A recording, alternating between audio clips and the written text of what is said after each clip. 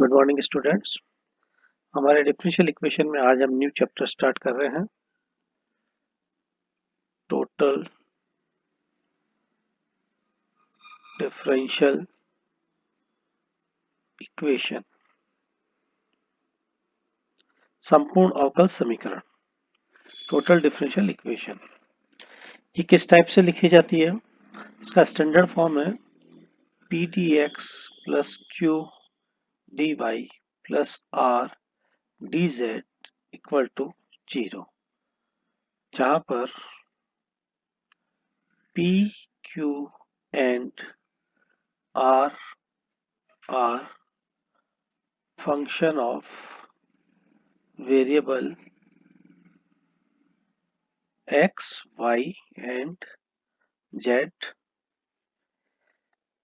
मतलब p dx plus q dy plus r dz equal to 0 जो हमने समीकरण लिखी है, ये रूप हमारा संपूर्ण अवकल समीकरण का कहलाता है, जहां पर p, q और r जो है वो फलन, वो चर x, y, z के फलन है। Where p, q, r are function of variable x, y and z। तो ये जो मैंने लिखा है, this is definition of total differential equation. अब यहाँ पर पी क्यू आर का अपना क्या महत्व है, इसके बारे में अब जानकारी लेते हैं हम। तो हमारे पास क्या है कि जब हम इसको सॉल्व करेंगे तो हमको पी क्यू आर में कुछ ऐसी शर्त ज्ञात करनी पड़ेगी जिससे कि हम इसको सॉल्व कर पाए। तो वो हमारे पास शर्त कहलाती है समाकलनीयता की शर्त। यानी हमको यहाँ पर एक थ्योरम दी हुई है, necessary and sufficient condition. Necessary and sufficient condition किसके लिए? Conditions for integrability of single differential equation। Single differential equation को मैं एब्रिविएशन में लिख रहा हूँ डीई, जो मैंने सबसे अपने पहले लेक्चर में बताया था।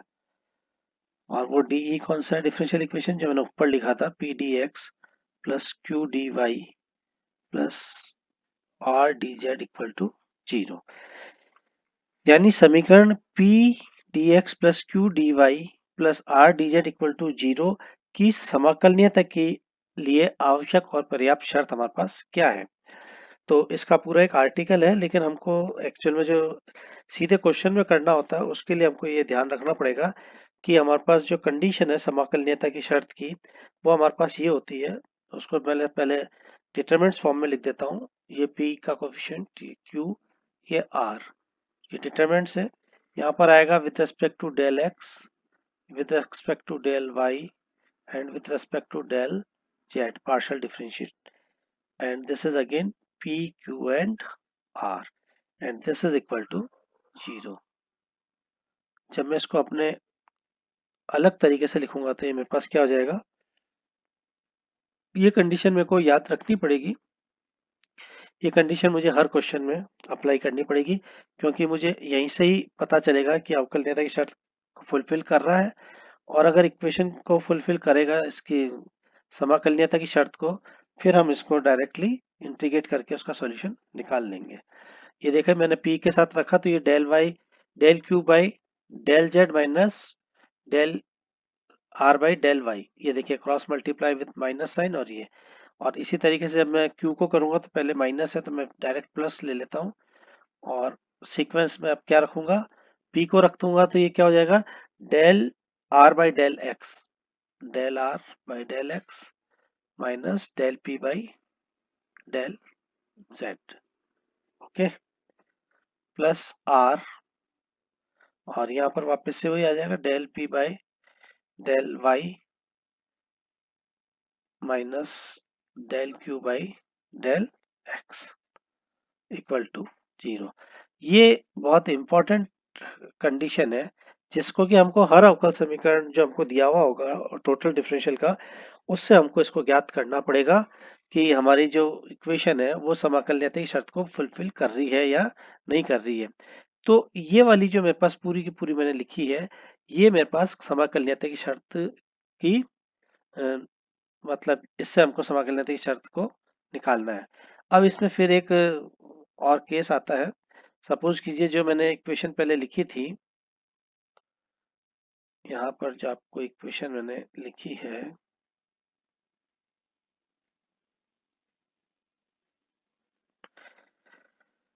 और जब हम इसकी समाकलनीयता की शर्त को निकाल रहे हैं,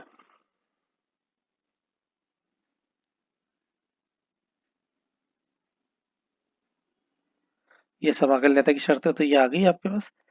ठीक है, अब हम इसमें एक एग्जाम क्वेश्चन कर लेते हैं, तो उससे हमारे पास पता लग जाएगा कि हमको इसमें करना क्या है। उससे पहले हमारे पास इस टोटल डिफरेंशियल इक्वेशन को सॉल्व करने के कितने मेथड है, उस पर भी हम एक बार थोड़ा ध्यान दे लें। मतलब method of solving, methods of solving the total differential equation, यानी संपूर्ण अवकल समीकरण को हल करने की विधियां, मेथड्स ऑफ सॉल्विंग। तो मैं यहाँ पर अगर पहले मेथड पर डिस्कस करता हूँ, तो वो मेरा है bye inspection method, bye inspection method for exact equations. यानी यथार्थ समीकरण के लिए हमको इसका इंस्पेक्शन यानी निरीक्षण विधि से हम इसको सॉल्व करेंगे। फिर सेकंड मेथड मेरे पास है, सेकंड मेथड आता है method for homogeneous equation, method for homogeneous equation.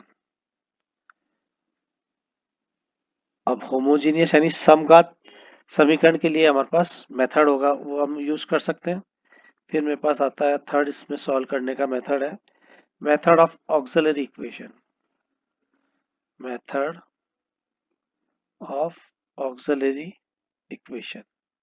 ठीक है, ऑक्सिलरी इक्वेशन आता हो गया सहायक समीकरण की विधि, सहायक समीकरण की विधि। एंड लास्ट और फोर्थ मेथड है वो हमारे पास है general method.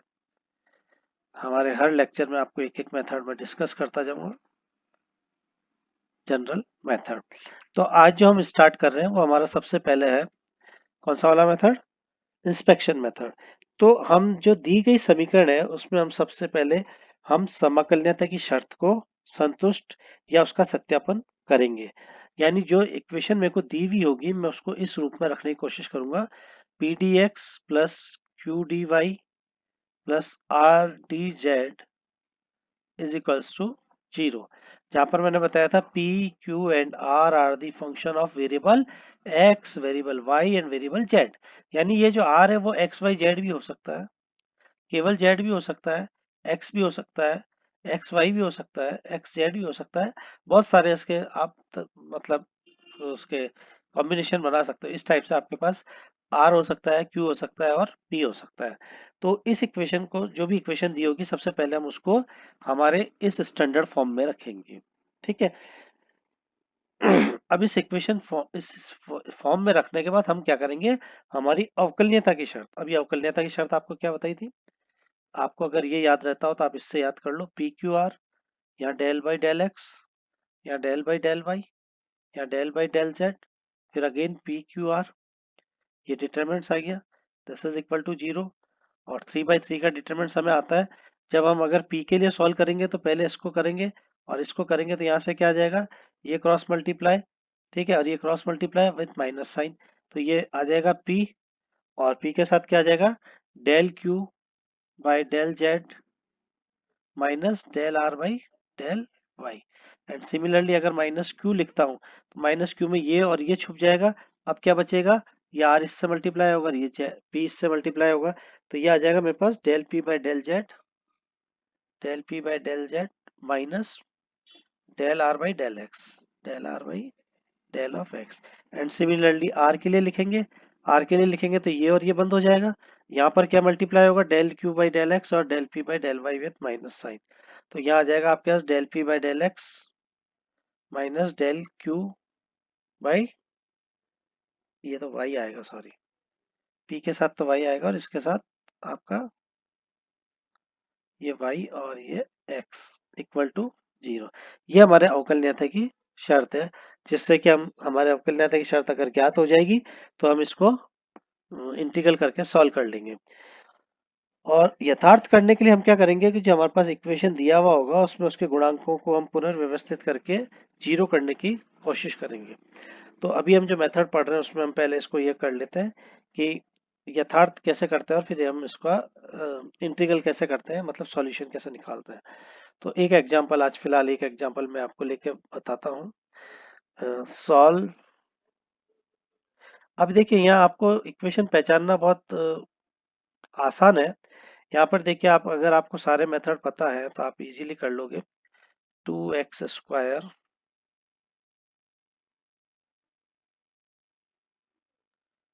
2x² plus 2xy, अभी तक होमोजीनियस बन रहा है ये, प्लस 2xz², अब होमोजीनियस नहीं रहा, क्यूब हो गया ये, 3 पावर आ गई, यहाँ 0 पावर आ गई, तो ये होमोजीनियस वाला तो क्वेश्चन है नहीं।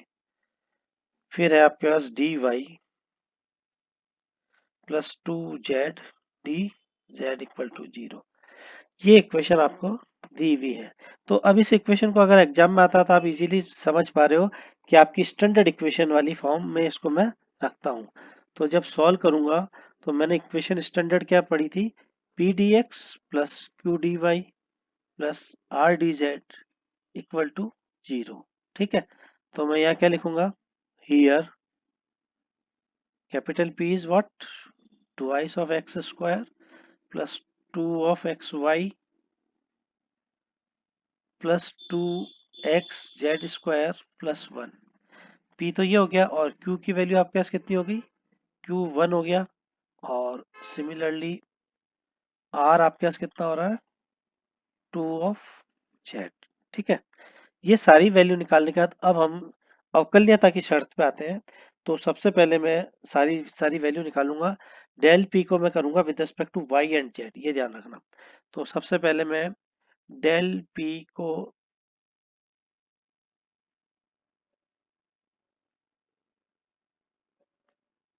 डेल p को विद रिस्पेक्ट टू किससे करूंगा, y और z से, इसकी वैल्यू क्या आ रही है, और डेल p का with respect to z value क्या आ रही है।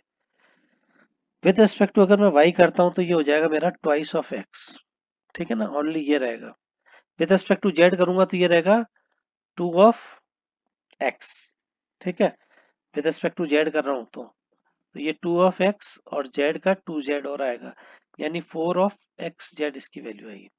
नाउ अब मैं करूंगा del q with respect to x और z, x और z, समझ में आ रहा है ना। q जो है वो y पे है तो y के साथ इसको पार्शियली डिफरेंशिएट नहीं करना है। विद रिस्पेक्ट टू x कर रहा हूँ तो ये 0 हो जाएगा क्योंकि दोनों कांस्टेंट है। x आपके पास, चलिए y के लिए हम सॉरी, अब हम बात करते हैं del r with respect to del x and del r with respect to del y and both are again 0। ठीक है, अब यहां से मैं सारी की सारी वैल्यूज को, मैंने जो अभी अवकलनीयता की कंडीशन लिखी थी, अवकलनीयता की मेरे पास कंडीशन क्या थी, उसको आपको याद रखना है। p multiply by del q upon del z minus del r upon del y। जब p लिख रहे हो तो x आएगा ही नहीं आपके पास। ठीक है, फिर अपन अगर q लिखते हैं, q लिखेंगे तो यहाँ क्या आ जाएगा, डेल r माइनस q है तो यहाँ p आएगा। और अब आपके पास देखिए यहाँ y से छोड़ा था तो यहाँ आ जाएगा x और z, y नहीं आएगा इसमें। प्लस r जब लिखेंगे तो यहाँ पर अब आपके पास क्या आएगा, p और q आएगा ओनली, यानी डेल p और माइनस का डेल q। अब ये विद रिस्पेक्ट टू क्या हो जाएगा, del of y and del of x and this is equal to 0 अगर हो जाता है तो ये मेरी अवकलनीयता की संतुष्ट करता है समीकरण को। चलिए वैल्यू सब्स्टिट्यूट करते हैं। तो p की वैल्यू मेरे पास थी twice of x square plus 2xy plus 2xz² plus 1, और यहाँ से वैल्यू सब्स्टिट्यूट करूंगा तो ये दोनों वैल्यू 0 0 है, ऊपर से मैंने निकाली है। फिर ये आपके पास वैल्यू 1 थी, यहाँ पर एक वैल्यू 0 थी और एक वैल्यू थी 4 ऑफ एक्स जेड। ठीक है, फिर वापस मैं वैल्यू रखूंगा, यहाँ है मेरे पास 2 ऑफ जेड और ये है 2x माइनस 0।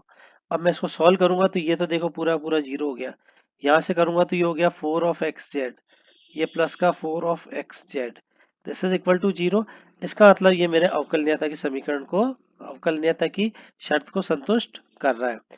अब अगर मैं ये स्टेप पूरा करता हूं तो उसके बाद मैं नेक्स्ट स्टेप पे क्या आऊंगा कि अब ये संतुष्ट कर गया, तो अब मेरे को इसको क्या है कि पुनर्व्यवस्थित करनी है जो दी गई इक्वेशन है।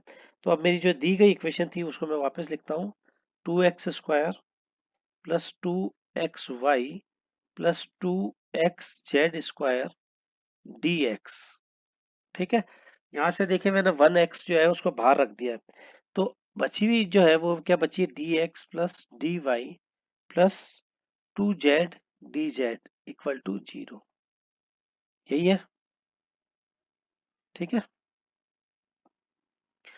अब यहां से मैं क्या करता हूं, इसको 2x को थ्रू आउट कॉमन आ रहा है मेरे पास, तो ये बचा x, ये क्या बचा 2y, नहीं only y, sorry only y, है ना, ये x प्लस वाई और यहाँ बचेगा z² dx plus dx plus dy plus 2z dz। अब आपको सीधा सीधी बात समझ में आ रही होगी कि मैं क्या कर रहा हूँ, इंटीग्रल करूंगा तो ये सेपरेट इजीली हो गया, twice of x dx plus ये जो चीज है इसका डिफरेंशिएशन नीचे पड़ा है, plus Y plus z² equal to 0। ये तो हो गया x², 2 से 2 कट जाएगा, इसे जब इंटीग्रेट करेंगे तो ये तो आ जाएगा x² पहली टर्म, दूसरा क्या आएगा प्लस का log of x plus Y plus z²। देखिए x का dx हो गया, y का dy हो गया, 2z का z² का क्या हो गया 2z dz। समझ में आ रही है बात। और इधर आपके पास था सम कांस्टेंट c1 कह दो चाहो तो। अब यहां से इसको सॉल्व कर लेते हैं, इधर log है तो ये आपके कितना हो जाएगा e raise to the power x² और ये मल्टीप्लाई में चला जाएगा x plus Y plus z² is equal to some constant, this is the required solution. तो इस टाइप से हम हमारे टोटल डिफरेंशियल इक्वेशन को सॉल्व करेंगे और नेक्स्ट लेक्चर में हम इससे रिलेटेड एग्जांपल सॉल्व करेंगे और नेक्स्ट हम अपना नेक्स्ट मेथड जो है उसको हम डिस्कस करेंगे। Thank you.